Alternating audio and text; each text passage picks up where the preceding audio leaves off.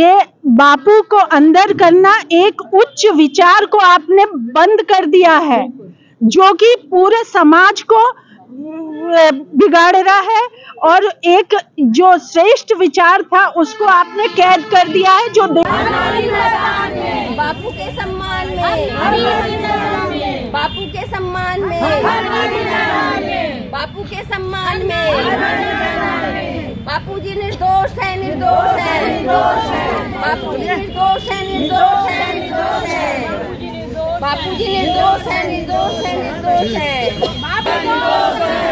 अब बनाइए भैया, बापू जी को रिहा करो,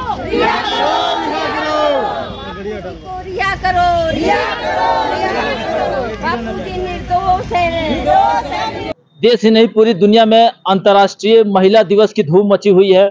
आप देख सकते हैं कि महिलाओं से जुड़े अधिकार को लेकर के, महिलाओं के ऊपर जो होने वाले शोषण और अत्याचार रहे हैं, इन सारे विषयों को एक अलग टॉपिक के रूप में कहीं ना कहीं इन संगठनों के माध्यम से चर्चा किया जाता है। अंतर्राष्ट्रीय महिला दिवस के पीछे वो ऑब्जेक्टिव ही यही था कि महिलाओं पर होने वाले शोषण और अत्याचार को रोका जा सके।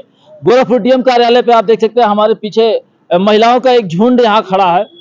कुछ इनकी मांगे हैं, कुछ मुद्दे हैं। मुद्दों की अगर हम बात करें तो जिस तरीके से आसाराम बापू को जेल में डाला गया है, उन्हीं से जुड़ा हुआ ये प्रकरण है और इनको लेकर के इनका आना हुआ है।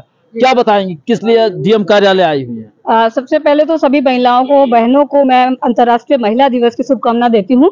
और आज हम जिला अधिकारी गोरखपुर पे आए हैं कार्यालय पे अपनी मांग को लेकर कि संतों को बेल और दुराचारियों को, संतों को बेल नहीं मिल रही है बल्कि दुराचारियों को बेल मिल रही है। तो हम कहेंगे कि संतों को जेल और दुराचारियों को बेल, ये क्या का न्याय है? कौन दुराचारी है और कौन संत है जिसको जेल में डाल दिया गया और दूसरी तरफ बेल में कर दिया गया है? ये देखिए, जैसे हमारे तो बापू जी का केस आप जानते ही हैं, उसके बाद एक के बाद एक संतों को अंदर किया गया है और बहुत सारी चीजें, बहुत सारे लोग हैं जिनको निराधार मतलब जिन पे पूरा चीज प्रूफ है, सीसीटीवी कैमरे में भी उनको रिकॉर्ड कर के पकड़ा गया है कि हाँ इन पे एलिगेशन प्रूफ हो रहे हैं, फिर भी उनको बेल मिल गई है। नहीं, जहाँ तक आशाराम का प्रकरण है तो बकायदे लंबे समय तक ट्रायल चला, उसके बाद उनको सजा दी गई है। तो क्या सजा गलत दी गई है, आप ऐसा बताना चाह रही है? जी, मैं बिल्कुल स्पष्ट रूप से कहना चाहूंगी कि ये निचली अदालत है और निचली अदालत में क्या होता है कि कई बार सही चीज होते हुए भी प्रूफ नहीं कर पाते लोग और फिर सजा सुना दी जाती है। वहीं पे आपने बहुत सारे केसेस देखे होंगे जहाँ पे आगे चल करके लोग निर्दोष पाए गए हैं। तो यही केस हमारे बापू जी के साथ हुआ है। मतलब लगता है कि जो निचले स्तर पे सजा हुई है आसाराम जी को, वो गलत हुई है। बिल्कुल, हम करोड़ों महिलाएं कह रहे हैं कि हमारे पास पूरे प्रूफ हैं कि हमारे बापू निर्दोष हैं, सारी जनता कह रही है। फिर भी एक लड़की जो मुंह को कवर करके बोलती है, फिर उसके बाद दोबारा वो कभी आपने देखा नहीं होगा दोबारा उसको वीडियो वगैरह में। नहीं, हम लोग हर साल आते हैं महिला दिवस पे, करोड़ों महिलाएं आज हर जगह पे प्रदर्शन कर रही हैं बापू के लिए। तो अगर हमारे बापू गलत होते तो क्या हम गलत का सपोर्ट करते? क्या हमारे बापू निर्दोष हैं और पूरी जनता जान रही है, प्रशासन जान रहा है और हम चाहते हैं कि हमारी जो मांग है उसको सुनी जाए। इंडिया की जो जुडिशियरी सिस्टम है उसको आप फॉलो करती हैं? बिल्कुल फॉलो करते हैं। क्या लगता है कि जुडिशियरी से कुछ मिस्टेक हुई है? जी, मुझे तो यही लगता है, लेकिन हाँ मुझे उम्मीद है पूरी कि हाई कोर्ट, सुप्रीम कोर्ट में हमें बिल्कुल न्याय मिले। क्या कहना चाहेंगे, चूंकि आप इस महिला मंडल के अध्यक्ष हैं, क्या बताएं? हम यही चाहते हैं कि न्याय होना चाहिए और फिर अगर उन्होंने अभी थोड़ी सी बेल दी है तो वो मेडिकल रिपोर्ट पर दी है। उन्होंने उनको निर्दोष जाहिर ही नहीं किया गया कि हमारे बापू निर्दोष है।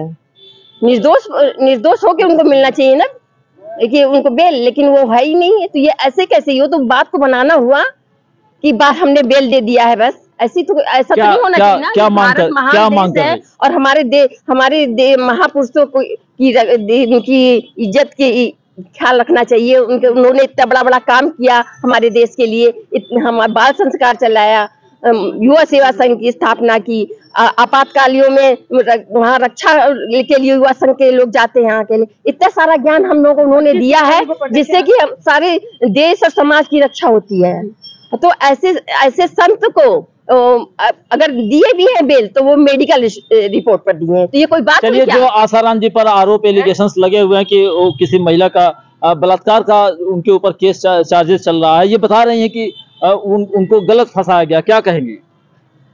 हम माननीय प्रधानमंत्री जी और पूजनीय योगी जी और आदरणीय जिलाधिकारी महोदय से कहना चाहते हैं कि एक निर्दोष संत जिसने शुरू से मतलब सारे लोगों को उच्च शिक्षा दी, संस्कारित किया, जो स्वयं ब्रह्मचर्य की शिक्षा देते हैं, उन पे ऐसा घटिया आरोप सोचने वाली बात है।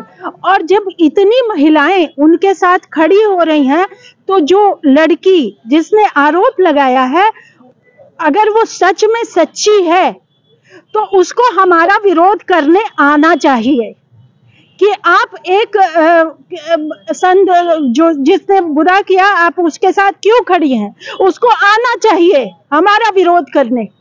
क्यों नहीं आ रही है वो? क्या मांग कर रही हैं आप? हम मांग कर रहे हैं कि शुरू में ही बता दिया गया है, तय हो गया है कि उन्होंने कोई स्पर्श तक नहीं किया है उसको, और जिस समय उसने जिस समय बताया, जो समय बताया है, उस समय बापू आश्रम में सत्संग कर रहे थे। अपने कितने वर्षों से आप लोग विरोध कर रही हैं कि उनको रिहा किया जाए? 2014 से चल रहा है ये सब, 2013-14 से चल रहा है। तब से हम लोग जानते हैं, हमारे बच्चों को संस्कारित किया है। जो बच्चे 25 दिसंबर को या ये वैलेंटाइन डे पे वहां लड़कों के साथ घूमते थे, आज वो मातृ पितृ पूजन दिवस कर रहे हैं, आज वो तुलसी पूजन कर रहे हैं, जो कि स्वास्थ्य के लिए इतनी औषधि है। तो क्या नाम है आपका? अर्चना सिंह। चलिए, ये हमारे साथ अर्चना रही। बड़ी बात है कि जिस संत कहे जाने वाले आसाराम बापू पर चार्जेस जो लगे थे रेप केसेस के, आज वो महिलाएं विरोध कर रही हैं कि कहीं मिस्टेक हो गई है, वैसे संत को जेल में नहीं बल्कि बाहर होना चाहिए। फिलहाल इनकी विरोध का कोर्ट कितना संज्ञान लेती है, जो प्रशासन कितना संज्ञान लेता है, ये तो समय बताएगा। किंतु इतना जरूर है कि कहीं ना कहीं इस पूरे घटनाक्रम में एक नया मोड़ आ चुका है, जिसको हम जल्द ही आपको खुलासा करेंगे। एक मिनट, ये बापू को अंदर करना, एक उच्च विचार को आपने बंद कर दिया है, जो कि पूरे समाज को बिगाड़ रहा है, और एक जो श्रेष्ठ विचार था उसको आपने कैद कर दिया है, जो देश के लिए बहुत हानिकारक है। चलिए, हमसे बात करने के लिए धन्यवाद।